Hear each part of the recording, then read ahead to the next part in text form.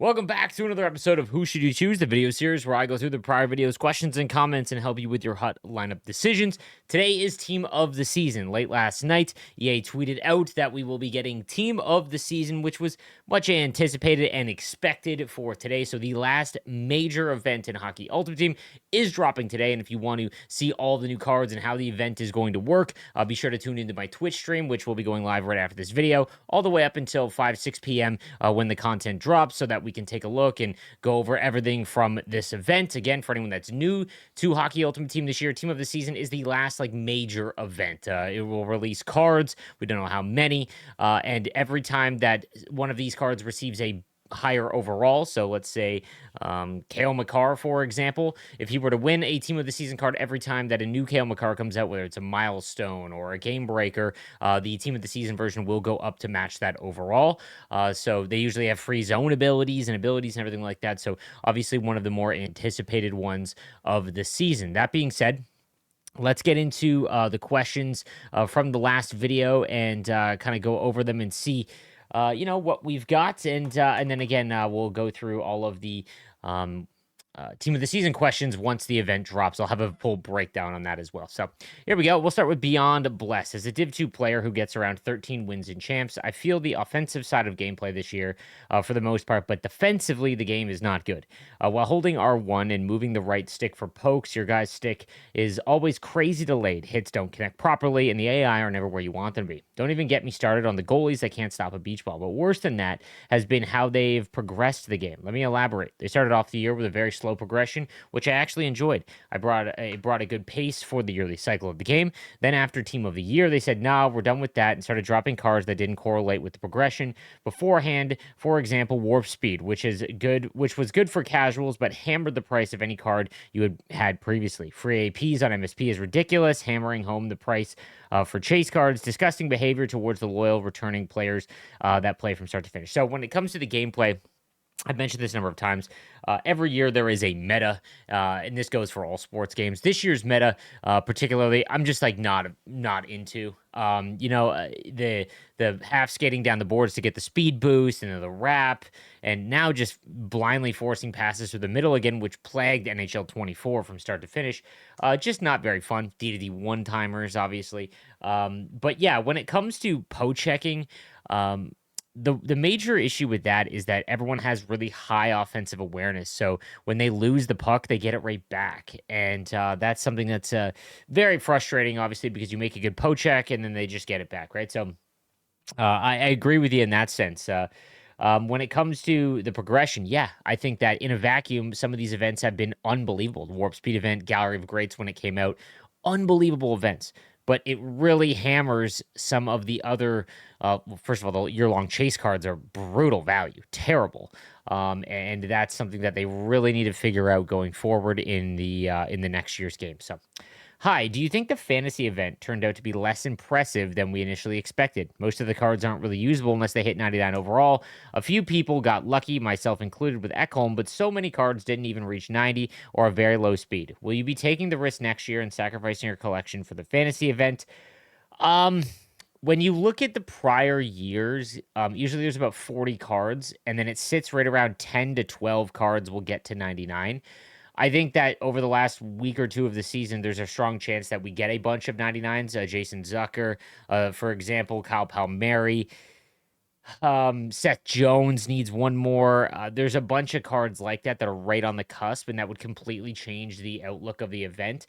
But yes, I think that now knowing that the content team will keep the 0.5 speed increase all the way up to 99. Speed is not included in the overall, clearly, based on Sebastian Repo, for example. So what I mean by that is, I talked about this in a few other episodes, but essentially a couple years ago, to help speed progression, every time that a card goes up one overall, it gets 0.5 speed and excel increase to help slow the crawl to 99. The issue is that when other attributes hit 99, then there would be a certain point where the overalls, you would need to jump up a few speed to get to 99 or 97, for example. And a really big issue is it looks like they're just not including speed in the calculation for the overall. which does hammer the value of fantasy cards. I think that there will still be cards that are very good because they've got decent skating at the time of launch. When you go back and look at my fantasy videos talking about the event, cards like Connor Garland, for example, or Pareko that had decent speed so that they're usable now, those are always going to have high value. And but I agree that it is going to be interesting as we take a look going forward into the final year or the next year. Hey, Sleeves, it's my first year playing NHL. Do you have any lineup tips that changes that you suggest? He's got Tippett, Madonna, Bondra, McKinnon, Zetterberg, and McDavid, Kyrou, Larkin, Kucherov, Hemsky, Stutzla, and Kaprizov. Almost the exact same forward group, for example, in other than I just got Linden, but very similar. He's got Montour, Keller, Makar, Sanderson, Pionk, and Taves, Ottinger, and Sorokin. No, you have a great team. You have essentially the same team that I do. I would just wait for team of the season, see what comes out today, and then go from there. Maze Jolt is back. He says, I hope all is well and that MLB has been treating you good. Question. We have had the perfect format since NHL 22 with the under 22 event with collectibles. Arguably the best event in HUT ever.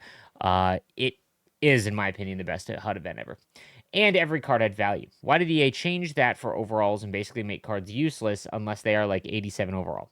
We are almost back in the gold collectible era, but I can argue that it's much worse. I've changed my opinion on this, but because I was for cards between different overalls compared to the collectible system.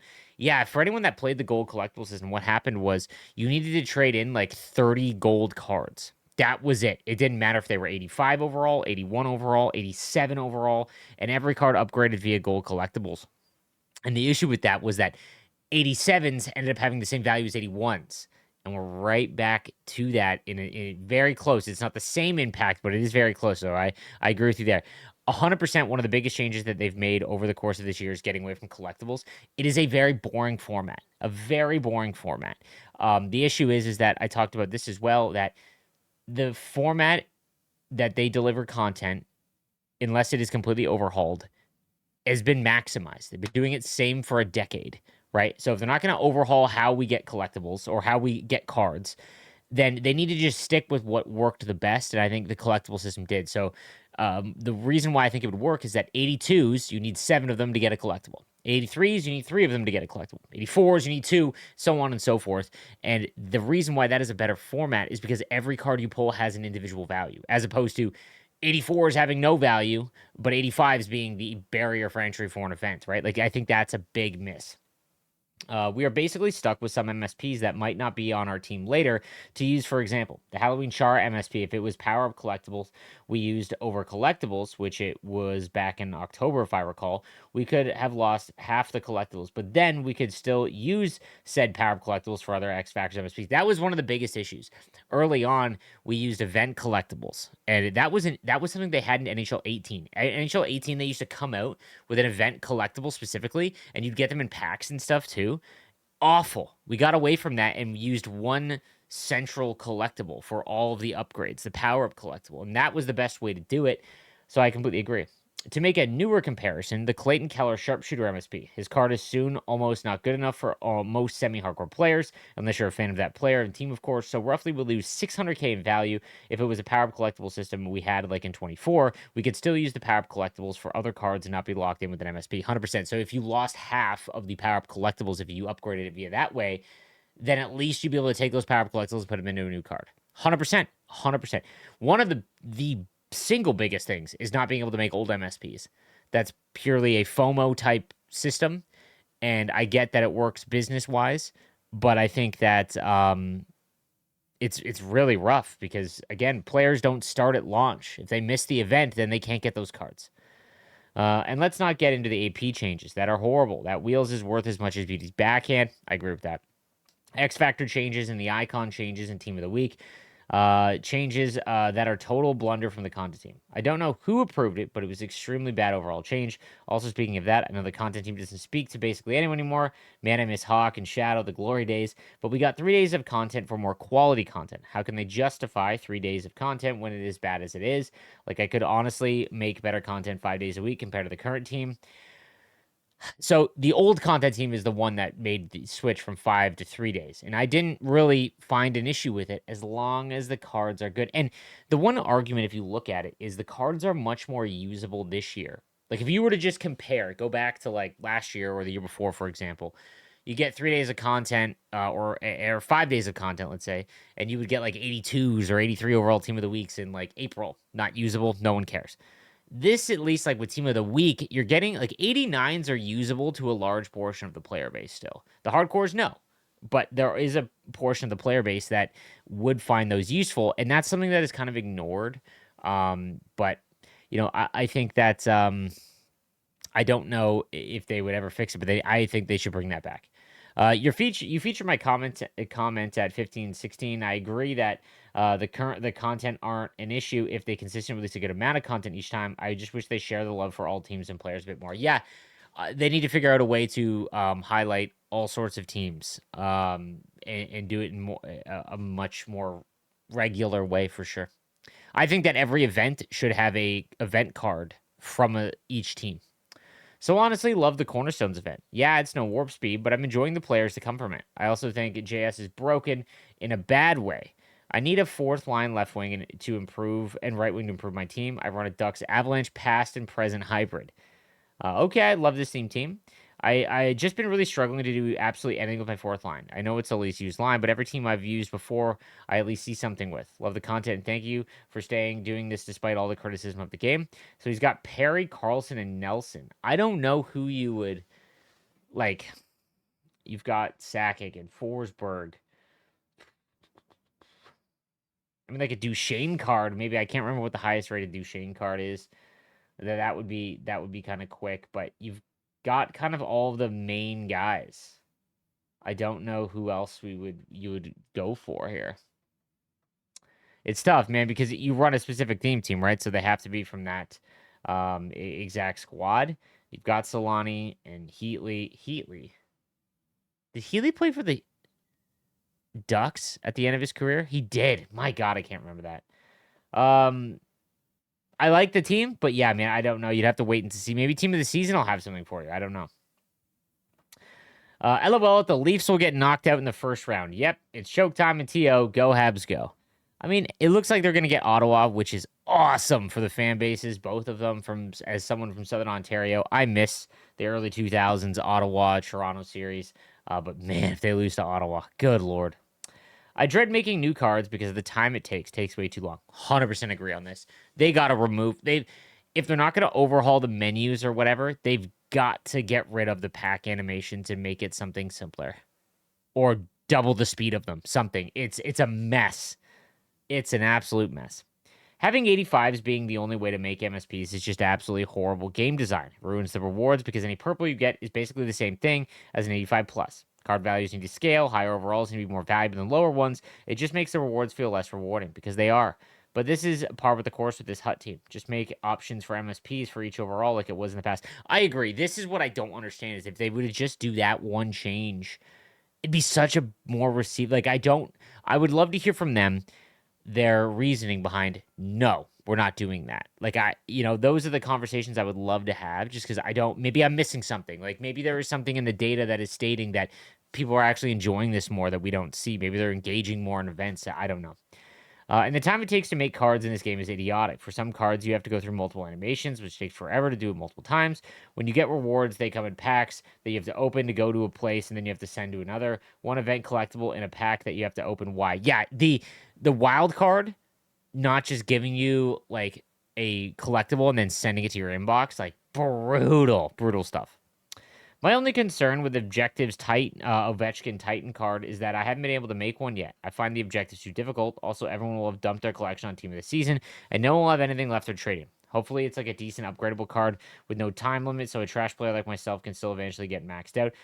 I 100% agree. When it comes to the other Titan cards, I don't get why we can't make an 86 Panarin right now. I don't understand why they can't do that. 100%. 100%. Like I don't know why those sets were so time limited. Made no sense. Ovechkin's card for sure better be one that you can earn the entire time. Hudson will have still great Hudson have great years still. Celebrini should win. Position is a lot harder than playing defense. Uh, I mean, center and defense are both extremely difficult to play. I don't think there's any way you can justify Celebrini over Hudson right now. Like I said, unless Celebrini has like a 5-point game to really get back into it, he's really struggled offensively lately as the seasons wind down. And because he has no one else with him, they've traded everyone good. Is the move to throw 85s and 86s into the cornerstone set to make a bunch of 87s? I'd rather lose two 85s and 86s for an 87 and be able to use it than to stay stagnant and have a bunch of cards I can't use. This one's tough, man.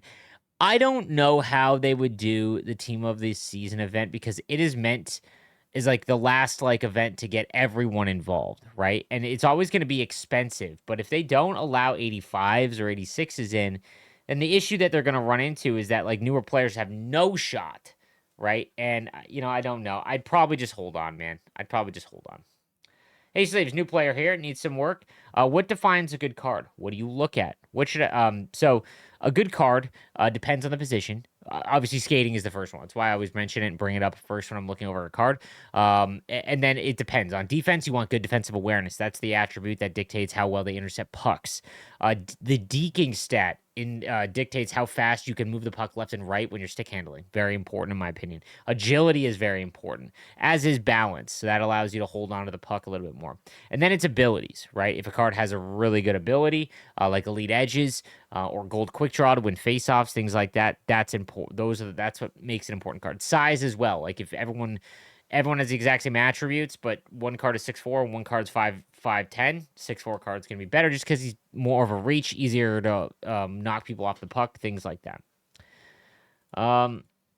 Last one here. The only way EA can save the next few years is getting all of the good legends, Bure, Datsuk, Lafleur, guys like that, and we can build them up over the season. It sucks they only give us one good legend once in a while. Again, this is all based on the players themselves not signing their likeness agreement. EA really can't do anything about this. So unfortunately, it is what it is. I know they send out like the I don't know if it's contract or the forms to all these guys. They want them in the game and they send out a massive list all the time, and that just it's how it goes. Unfortunately, this one is outside of EA's control. So again, guys, team of the season is today, which is again the last like big event. So I'm excited to see who wins team of the season and then how the sets work. Are the cards really good? All of that. It's very interesting. If anything, it's interesting. I don't know how good it'll be, but regardless, they're going to be sought after cards that will be able to be used for the remainder of the season. So obviously an exciting time there. One of the last good events. So let me know what you think in the comments section down below, and I'll be sure to answer your questions tomorrow. Have a good one.